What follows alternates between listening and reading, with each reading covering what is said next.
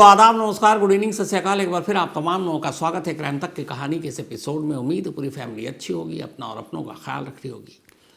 आमतौर पर अपने पूरे क्राइम रिपोर्टिंग के करियर में मैंने ऐसा बहुत कम देखा जब किसी एक मर्डर केस में गिरफ्तारी हुई, इसके बाद चार्जशीट दाखिल हुई, फिर अदालत में मुकदमा चला, फिर अदालत का फैसला आया, 3 लोगों को उम्र कैद की सज़ा हो गई, तीनों जेल में हैं। और इस पूरी इंसिडेंट, पूरे वारदात को 3 साल 8 महीने बीत जाते हैं। उम्र कैद की सज़ा मिले हुए भी 8 महीने गुजर चुके हैं।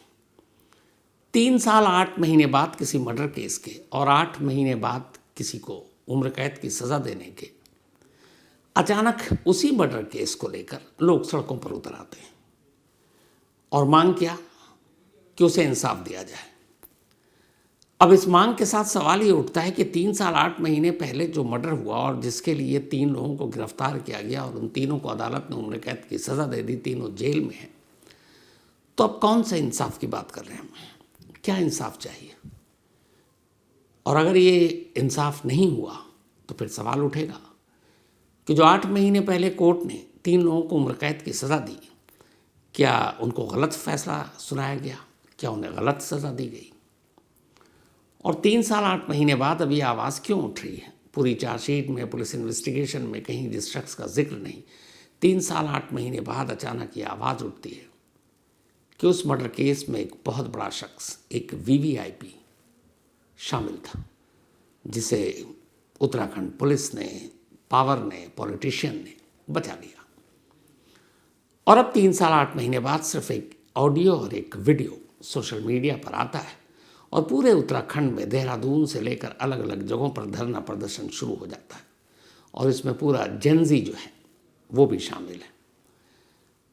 हाल के वक्त में उत्तराखंड में इस तरह के विरोध प्रदर्शन नहीं हुए जो बीते कुछ दिनों से उत्तराखंड में हो रहा है। यहाँ तक कि देहरादून में चीफ मिनिस्टर पुष्कर सिंह धामी के दफ्तर के बाहर भी घेराव हुआ। और अब तो यह है कि 11 जनवरी को पूरे उत्तराखंड को बंद रखने का ऐलान किया गया। तो आखिर क्या हुआ ऐसा 3 साल 8 महीने बाद? ये कहानी अंकिता भंडारी केस की है, जो अब तक मैंने सारी बात की। 3 साल 8 महीने पहले 18 सितंबर 2022 की तारीख थी जब अंकिता भंडारी ऋषिकेश के एक रिजॉर्ट से गायब हो गई। इस रिजॉर्ट में वो सिर्फ 20 दिन पहले आई थी नौकरी के लिए, गायब हो गई। उसके बाद उसकी गुमशुदगी की रिपोर्ट लिखाई गई। 18 सितंबर की रात वो गायब हुई थी। 19 सितंबर को रिपोर्ट लिखी गई और 24 सितंबर को उस रिजॉर्ट से कुछ किलोमीटर की दूरी पर एक नहर से अंकिता भंडारी की लाश मिली। लाश मिलने से पहले ही 3 लोगों को पुलिस ने गिरफ्तार कर लिया। इनमें से एक वो लड़का था जिसका ये गेस्ट हाउस था, उसके फादर का, और जो उसके फादर थे वो बीजेपी के एक नेता थे, विनोद आर्य। उनका बेटा पुलकित आर्य, जिसने कुछ वक्त पहले नया नया रिजॉर्ट ऋषिकेश में खोला था, एक बहुत ही सुनसान जगह पर, जिन्हें शांति की तलाश होती है उनके लिए अच्छी जगह थी। तो विनोद आर्य के बेटे पुलकित आर्य ने यह खोला था।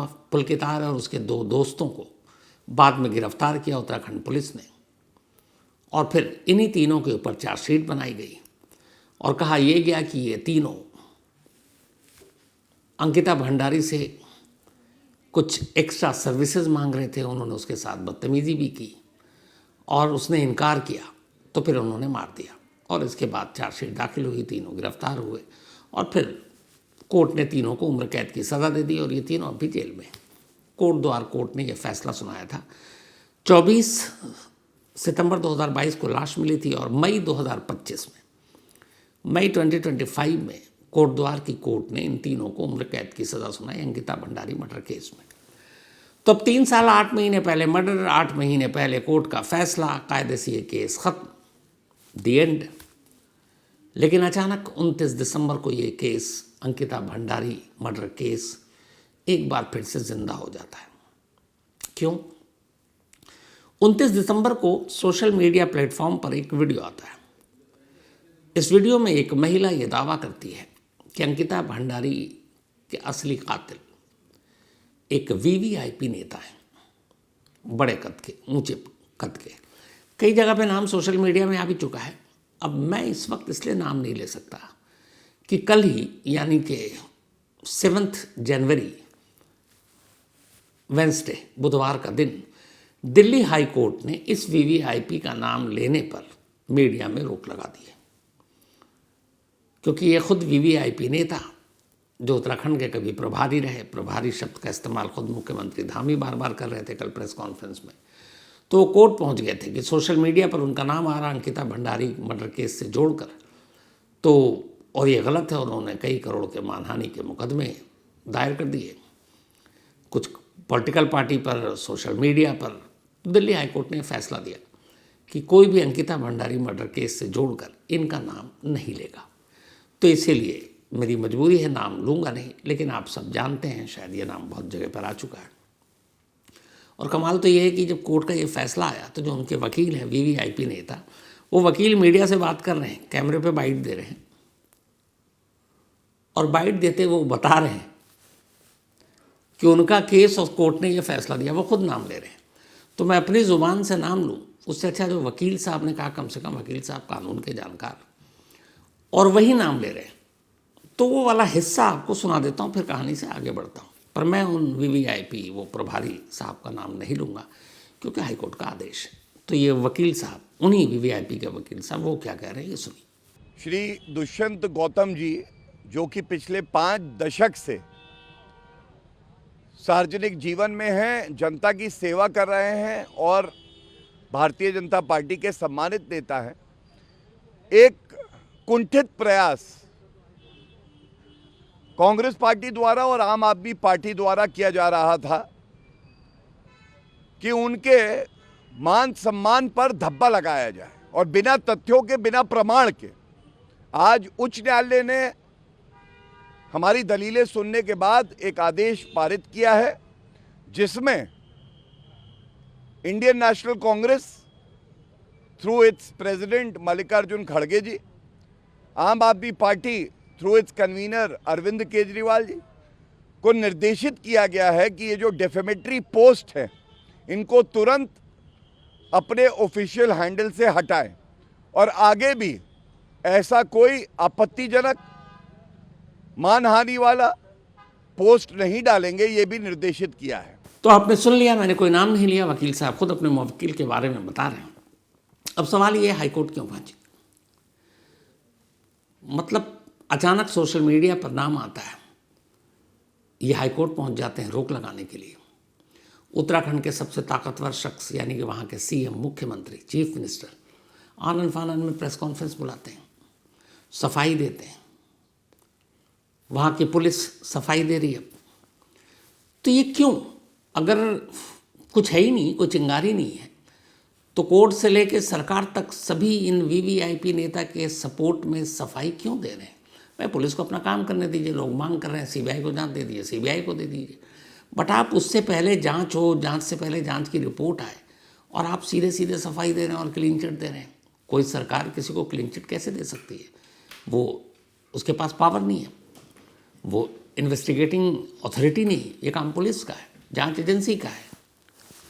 लेकिन यहाँ ये हो रहा उत्तराखंड, और इसीलिए लोग सड़कों पर हैं, और 11 जनवरी को पूरा उत्तराखंड बंद करने का ऐलान किया गया। तो ये तो हो गई सारी चीज़ें। अब कहानी 29 दिसंबर को अंकिता भंडारी, जो 3 साल 8 महीने पहले केस खत्म हो चुका, दोबारा जिंदा क्यों हुआ? अब ये पूरी कहानी और असल में है क्या इसके पीछे, वो सच्चाई आपके सामने पेश है। 29 दिसंबर को एक महिला अचानक सोशल मीडिया पर एक वीडियो डालती हैं, और उसमें ये दावा करती हैं कि एक वीवीआईपी नेता जो है अंकिता भंडारी के मर्डर केस से वो जुड़ा हुआ है। इन महिला का नाम है उर्मिला सनावर। उर्मिला सनावर एक एक्ट्रेस हैं, और ये भी कहा जाता है कि वो हरिद्वार से बीजेपी के एक्स एमएलए की सेकंड वाइफ। हालांकि उर्मिला सनावर को लेकर बहुत सारी और बातें होती हैं सोशल मीडिया पर, लेकिन उनका ये वीडियो आया। इस वीडियो के बाद वो एक ऑडियो डालती हैं, और उस ऑडियो के ज़रिए, ये जो ऑडियो और वीडियो अगर आपने सुना है, उसमें ये साफ साफ है कि असल में ये वीवीआईपी नेता, उत्तराखंड के प्रभारी, इनको 19 सितंबर 2022 को उसी रिजॉर्ट में आना था जिस रिजॉर्ट में अंकिता भंडारी रिसेप्शनिस्ट के तौर पर काम करती थी। तो हुआ ये कि उन्होंने कुछ स्पेशल या एक्स्ट्रा सर्विसेज की डिमांड रखी कि हमारे यहाँ हमें कुछ एक्स्ट्रा सर्विसेज मिलेगा।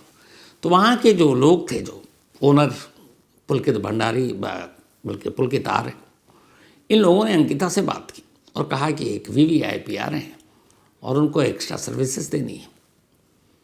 अंकिता ने मना कर दिया और ये इनकार ही अंकिता की मौत की वजह बनी। ये ऑडियो और वीडियो की कुल लबुलवा कुल कहानी ये है जिसकी वजह से ये दोबारा अंकिता भंडारी का मर्डर केस सुर्खियों में आ गया। तो अब सब सफाई दे रहे हैं। उत्तराखंड के चीफ मिनिस्टर पुष्कर सिंह धामी को आनंद फानंद में प्रेस कॉन्फ्रेंस करके पुलिस से पहले ये बताना पड़ रहा है, पता नहीं क्या मजबूरी है, कि 10 सितंबर से लेके 20 सितंबर, 18 सितंबर को अंकिता भंडारी गायब हुई थी, 19 सितंबर को इन वीवीआईपी को वहाँ पहुँचना था। तो चीफ मिनिस्टर का कहना है कि 10 सितंबर से लेके 20 सितंबर 2022 तक ये वीवीआईपी नेता, ये प्रभारी, जिनका नाम अभी वकील साहब ने बताया, उत्तराखंड में ही नहीं थे। अब भाई ये नया मामला उठा है, एसआईटी आपने बनाई है उस इल्ज़ाम पे जांच करने के लिए, बाकी चीज़ें आ जाएंगी, एसआईटी पर छोड़ दीजिए ना। आप अचानक बिना जांच शुरू हुए खुद आकर मीडिया से ये आप बात कर रहे हैं कि वो तो थे ही नहीं, आप ही क्लीन चिट दे रहे हैं। पुष्कर धामी जी ने जो कहा वो भी आप सुन लीजिए। बहुत जिम्मेदारी से बोल रहा हूं, हम किसी जांच से कहीं जाने वाले नहीं हैं। हमें जो जांच की आवश्यकता पड़ेगी हम वो सब जांच करवाने को तैयार है। आपको पता है पिछली बार छात्रों का मामला आया था, तो छात्रों के मामले में हमें लगा कि भाई 8 दिन हो गए, 10 दिन हो गए और सच में छात्रों को लग रहा था कि कोई इसमें गड़बड़ है, क्या है। तो हम गए, उन्होंने कहा कि भाई यहाँ पेपर आ गया, बाहर आ गया, एक बात थी, तो उसकी सीबीआई जांच होनी चाहिए। तो हमने सीबीआई जांच की संस्तुति करी और उसके बाद पूरी कमेटी बैठा ली। कमेटी बैठाने के बाद हमने उस परीक्षा को भंग भी कर दिया। इसमें भी अब जिन्होंने शिकायत करी है उस अगर वो उनकी मनसा अगर साफ है, वो न्याय दिलाना चाहते हैं, हम भी न्याय दिलाना चाहते हैं। हमारी बेटी है, हमने न्याय के लिए ही उसके लिए इतना संघर्ष किया कि एक दिन भी आरोपी तीनों के तीनों जेल से बाहर नहीं आ पाए, एक दिन भी जेल से बाहर नहीं आए। अब कोई सीएम जांच से पहले ही अगर अपने लोगों को इस तरह से सफाई देकर बेगुनाह साबित कर दे, सर्टिफिकेट दे दे, तो फिर इसे क्या कहें, ये आप तय कीजिए। खैर, तो ये ऑडियो वीडियो आया जिसमें यह था कि एक्स्ट्रा सर्विसेज देनी, अंकिता भंडारी ने इनकार किया और अंकिता भंडारी की मौत की वजह ये वीवीआईपी नेता बन गए। ये पूरी कहानी है, ये सोशल मीडिया पे ऑडियो वीडियो आया जिसकी वजह से 3 साल 8 महीने बाद अंकिता भंडारी केस दोबारा जिंदा हो गया। अब सवाल ये कि हुआ क्या था, इस इल्ज़ाम को हटा दीजिए, फैक्ट्स पे बात करते हैं। और अगर ये वीवीआईपी नेता ही जिम्मेदार, तो फिर जो बाकी 3 लड़कों को उम्र कैद की सज़ा मिली, उनका रोल क्या था। तो पूरी कहानी जो है, कुछ लोगों से मैंने बात की, पुलिस ऑफिशियल से बात की, और पहले जो मैं जब ये स्टोरी हुई थी तब भी की थी। तो इसमें कई चीज़ें और वही अब आपके सामने है, बाकी आप अपने आप अंदाज़ा लगा लीजिएगा। 18 सितंबर को अंकिता भंडारी गायब होती है, लेकिन उससे पहले की कहानी कुछ और है। अंकिता जब इस रिजॉर्ट में बतौर रिसेप्शनिस्ट काम करने गई, तब अंकिता भंडारी का एक दोस्त हुआ करता था। ये पूरी कहानी आपको पहले सुनाई है। और यहाँ जाने के बाद वो अपने दोस्त से लगातार कांटेक्ट में थी, वो बताती थी यहाँ कैसा है, ये है, वो है। फिर अंकिता भंडारी का वही दोस्त इस रिजॉर्ट में उससे मिलने आया। जब वो मिलने आया तो दोनों, ये पुलिस की पूरी जो इन्वेस्टिगेशन के हिसाब से कहानी है वो आपको बता रहा हूँ, इसमें कुछ रिकॉर्ड पर है, कुछ ऑफ द रिकॉर्ड है। तो जब वो आया तो दोनों चूँकि बॉयफ्रेंड गर्लफ्रेंड थे, एक दूसरे को दोस्त थे, शायद प्यार भी था, तो उन दोनों को कहीं तन्हाई में इस गेस्ट हाउस के कुछ स्टाफ ने, जिनमें जो मालिक था इसका पुलकित आ रहा, उसने भी देखा। उसके बाद उसका बॉयफ्रेंड चला गया। जब वो चला गया तो इन लोगों का नया गेस्ट हाउस ये खुला था, जस्ट कोरोना का काल चल रहा था उस वक्त, तो बिजनेस अब ठप था। तो इन्होंने देखा कि ये अंकिता भंडारी अपने दोस्त के साथ थोड़ी सी घुली मिली सी है, खुली हुई है। उनके दिमाग में शैतान जागा। उन्होंने कहा कि अगर इस गेस्ट हाउस में कुछ ख़ास मेहमान वीवीआईपी आए और अंकिता भंडारी उन्हें थोड़ा एक्स्ट्रा सर्विसेज दे दे। एक्स्ट्रा सर्विसेज का मतलब आप लोग समझ रहे होंगे, तुम्हारा गेस्ट हाउस भी ठीक ठाक चल पड़ेगा। तो बॉयफ्रेंड के साथ अंकिता को जो भी जिस पल में इन लोगों ने देखा, उसके बाद इन्होंने अंकिता से बात की। उन्होंने कहा कि अंकिता 19 सितंबर को 2022 एक VVIP आ रहे हैं और तुम्हें उन्हें एक्स्ट्रा सर्विसेज देना है। अंकिता भंडारी ने साफ मना कर दिया, क्योंकि वो लोग कुछ और सोच बैठे थे, जबकि वो उससे प्यार करती थी। अंकिता भंडारी ने ये बात बाकायदा अपने दोस्त को बताई कि ये जगह ठीक नहीं है, मैं शायद छोड़ दूँ, ये मुझे कुछ और समझ रहे हैं, ये मुझसे गलत काम करने के लिए कह रहे हैं। और मुझे याद है ये पूरी कहानी 2022 में अंकिता भंडारी के मर्डर केस के बाद मैंने वारदात में भी पूरी इसको बनाया था, क्योंकि वो बॉयफ्रेंड खुद मैसेजेस ऑडियो उसने सब दिया था, और उसमें था आखिरी में अंकिता कह रही है कि लोग मुझसे गलत काम करवाने की कोशिश कर रहे हैं। खैर वो 19 तारीख को नेता को पहुंचना था, अंकिता ने मना कर दिया। इसके बाद 18 की शाम अंकिता 3 लड़कों के साथ, जिसमें ये पुलकित, मालिक और 2 स्टाफ, रिजॉर्ट से नहर किनारे ऋषिकेश में जो नदी है वहाँ पर स्कूटी पर घूमने जाते हैं। रात को आते हैं लौटकर। अब रात को जब लौट कर आते हैं तो पुलकित आर्या बाकी स्टाफ से कहता है अंकिता को उसके कमरे में खाना दे दो, खाना पहुंचा दो, ये सारी चीज़ें, वो खाना वाना पहुंचाने के सारी चीज़ें हो जाती हैं। सुबह हो गई। जब सुबह हुई तो इधर फ्रेंड जो है अंकिता भंडारी का, वो फ़ोन कर रहा है। अंकिता फ़ोन नहीं उठा रही, उसे टेंशन हुई। उसने इसको फ़ोन किया, पुलकित और ये, क्योंकि वो मिल चुका था। उन्होंने कहा नहीं वो तो कमरे में थी, मैं देखता हूँ। अब सुबह हुई तो उसने देखा कि कमरे में नहीं है। उसने कहा कि दोस्त से कि वो तो कमरे में है नहीं। दोस्त को फिक्र हुई, एक दिन पहले वो बता चुकी है लोग क्या करवाना चाहते हैं। उसने अंकिता के फैमिली को फ़ोन किया कि मुझे कुछ गड़बड़ लग रहा, आप ऋषिकेश जाइए। इस दौरान में जब ये हुआ तो कहा गया कि भाई आप जाके गुमशुदगी की रिपोर्ट लिखाओ। तो पुलकित का चूँकि वो रिजॉर्ट था, इन लोगों ने जाकर पुलिस में रिपोर्ट लिखाने की कोशिश की कि अंकिता कल रात तक थी, हम साथ गए थे और सुबह अपने कमरे में नहीं है। खैर इसके बाद पहले तो रिपोर्ट लिखी नहीं गई, बाद में दबाव बढ़ा तो फिर जो उस वक्त के उत्तराखंड के DGP थे अशोक कुमार, उन्होंने बाकायदा इसमें रिपोर्ट कहा कि फ़ौरन दर्ज किया जाए। फिर एक SIT की टीम बनाई, जिसमें स्पेशल इन्वेस्टिगेटिव टीम, जिसमें एक DIG लेवल की लेडी अफसर को अपॉइंट किया गया। अब इसके बाद गुमशुदगी की रिपोर्ट भी लिख ली गई, तफ्तीश शुरू हुई। तफ्तीश शुरू हुई तो कुछ CCTV कैमरे को खंगाला किया। जब कैमरे को खंगाला गया तो पाया यह गया कि 18 सितंबर की रात शाम पुलकित और उसके 2 दोस्त और अंकिता भंडारी 2 स्कूटी पे ये 4 लोग बैठकर निकलते हैं। फिर वहाँ जहाँ नहर तक गए उसमें भी कुछ कैमरे में कैद हुए। फिर इसके बाद जब रात को ये लौटते हैं तो अचानक CCTV कैमरे में पाया गया कि गए थे 4, लौट रहे थे 3। वापसी के CCTV फुटेज में अंकिता भंडारी गायब थी, सिर्फ 3 लड़के थे। अब पुलिस का दिमाग घुमा कि जब ये गए 4, लौटे 3, और फिर वो कह रहा रात को उसने कमरे में खाना भिजवाया, ये है, खाना किसके लिए भिजवाया, जबकि इनको पता है कि अंकिता इनके साथ लौटी नहीं है। और फिर गुमशुदगी की रिपोर्ट लिखा रहा है, जबकि उसे पता है कि अंकिता साथ आ ही नहीं है। तो इसका मतलब है कि ये तीनों शक के घेरे में हैं। इसके बाद पुलिस ने इन तीनों से पूछताछ की। फिर उत्तराखंड पुलिस के हिसाब से तीनों ने एक ही स्टेटमेंट दिया, और वो ये कहा कि हम गए थे और वहाँ उसके बाद अचानक वो नदी किनारे थी और हमने धक्का दे दिया और अंकिता नदी में गिर गई। बहाव तेज था, चली गई। अब ये इन तीनों का स्टेटमेंट था बकौल पुलिस। हालांकि पुलिस में दिया गया स्टेटमेंट कोर्ट में मान्य नहीं होता, लेकिन ये कहानी उत्तराखंड पुलिस की थी। इसके बाद पुलिस सर्च ऑपरेशन चलाती है। 6 दिन बाद 24 सितंबर को अंकिता भंडारी की लाश उस नहर के आगे कहीं एक जगह फंस गई थी, उससे बरामद हो जाती है। अब पुलिस उस वक्त ये सारी चीज़ें, दोस्त भी आ गया, उसने VVIP नेता का जिक्र किया, पुलिस से पूछता, उसने अपना बयान दिया था।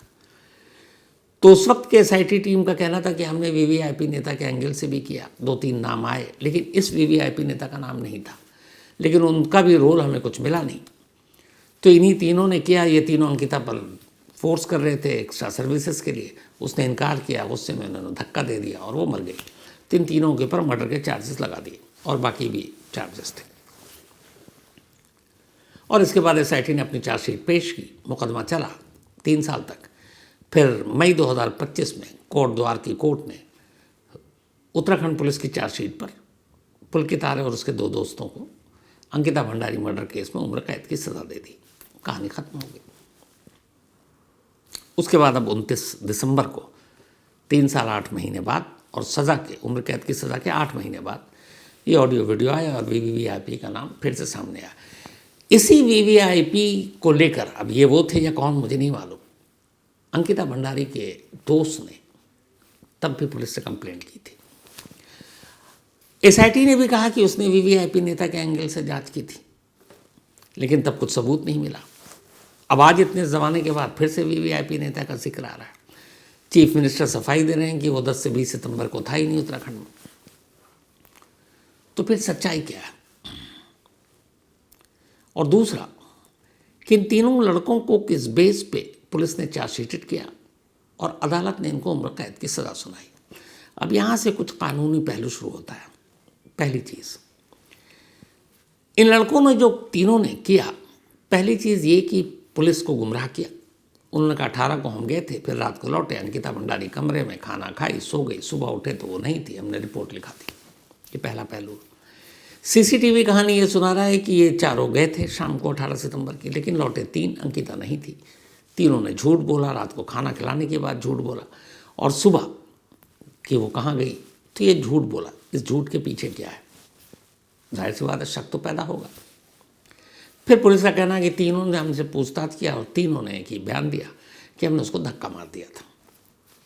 चले यहाँ तक ठीक।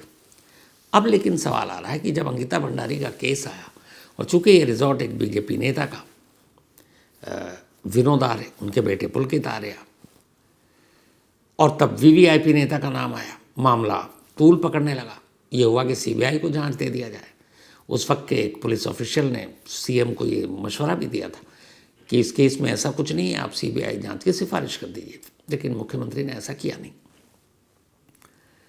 और ये पुलिस ने जांच करनी शुरू कर दी। अब यहाँ पर अगर आप आएँ तो मुझे डर इस बात का है कि ये केस अगर हाई कोर्ट और फिर सुप्रीम कोर्ट पहुँचा तो ये जो 3 लोग हैं पुलकित आर्य समेत, बहुत चांसेस हैं कि ये उम्र कैद की सज़ा से बरी हो जाएंगे। और ये मैं क्यों कह रहा हूँ, मैंने कई कानून के जानकार, कुछ टॉप पुलिस ऑफिशियल, इन सब से बात की, उसके बाद आपके सामने ये बात रख रहा हूँ। क्यों? तर्क और दलील दे रहा हूँ। पुलिस की कहानी के हिसाब से इन तीनों ने एक्स्ट्रा सर्विसेज की मांग की, अंकिता भंडारी ने मना किया। उसके बाद ये उसको पिकनिक के बहाने 18 सितंबर की शाम नहर या नदी के किनारे ले गए। फिर वापसी में झूठ बोला, हमारे साथ आई थी, सीसीटीवी कैमरे का इनके पास पुख्ता सबूत है कि वो नहीं आई थी, 3 ही थे।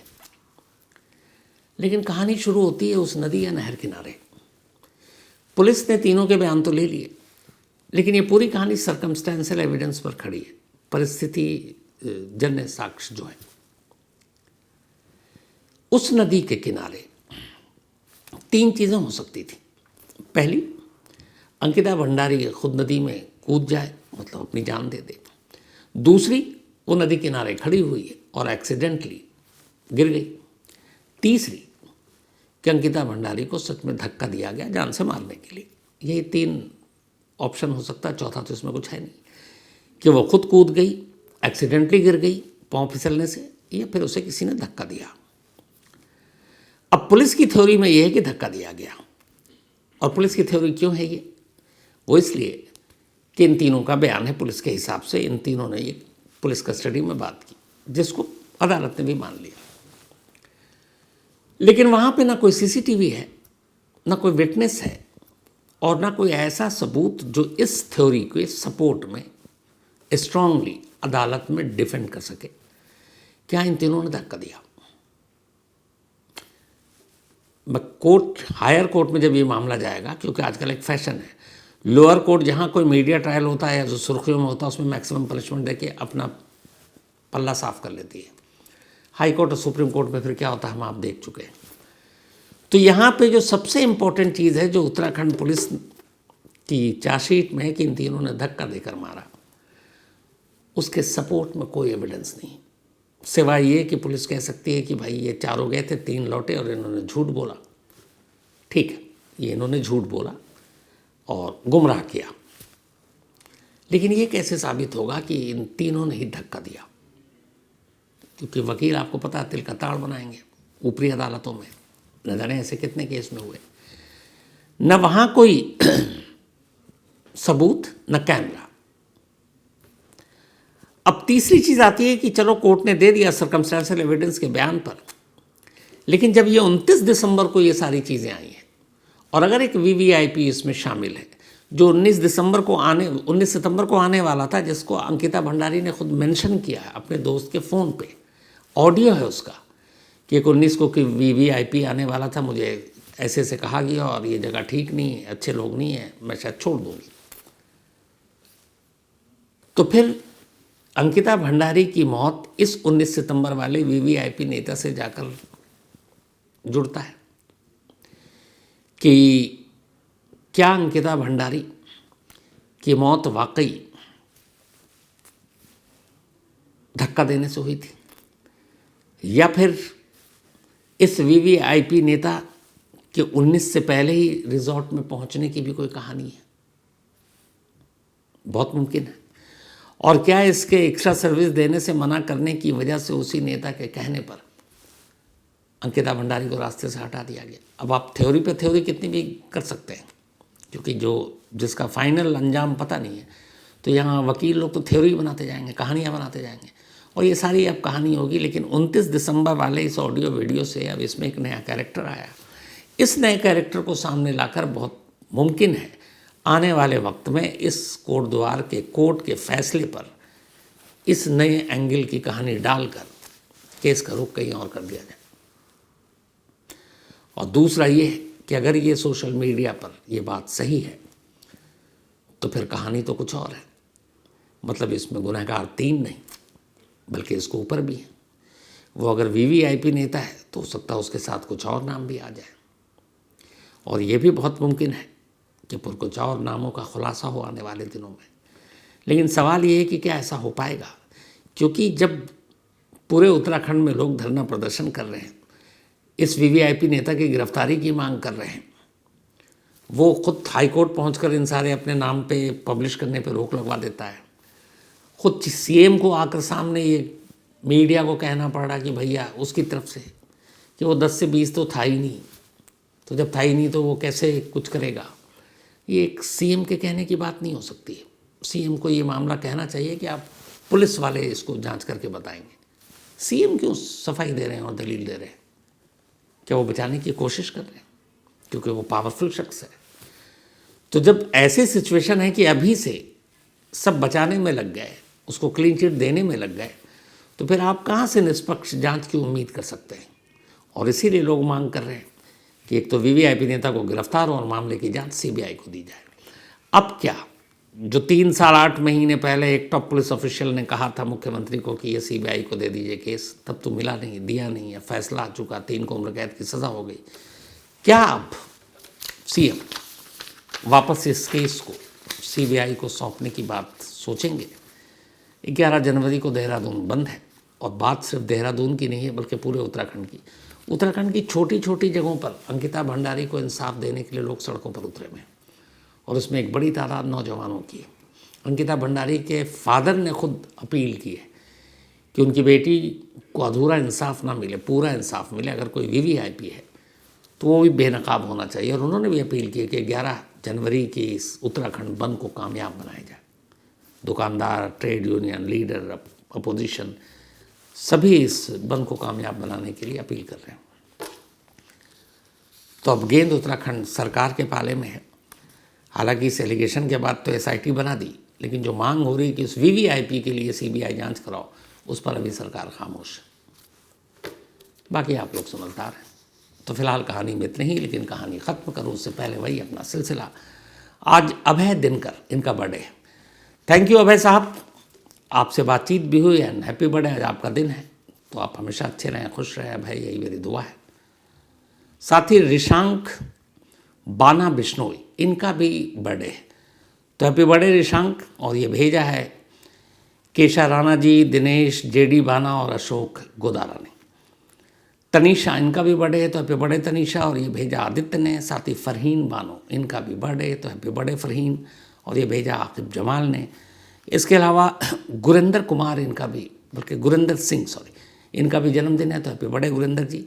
और ये भेजा है गुरदर्शन साहब ने। श्वेतांगी शनुज, सॉरी ये थोड़ा सा मैं लेट पढ़ा मेल, लेकिन थैंक यू सो मच श्वेतांगी, आपके इस प्यार के लिए, आप इतनी कहानियाँ सुनती हैं। और थैंक यू ख़ासतौर पर शुभम शनुज जी जिन्होंने ये मेल लिखा था। शुभम की वाइफ हैं श्वेतांगी। तो बस थैंक यू सो मच आपके इस प्यार के लिए, और आप दोनों हमेशा अच्छे रहें, खुश रहें, ये मेरी दुआ है। तो इसी दुआ के साथ इस कहानी में आज इतना ही। अब आपसे मुलाकात होगी कल रात 9 बजे किसी नई कहानी के साथ। तब तक अपना और अपनों का ख्याल रखिएगा। Thank you very much.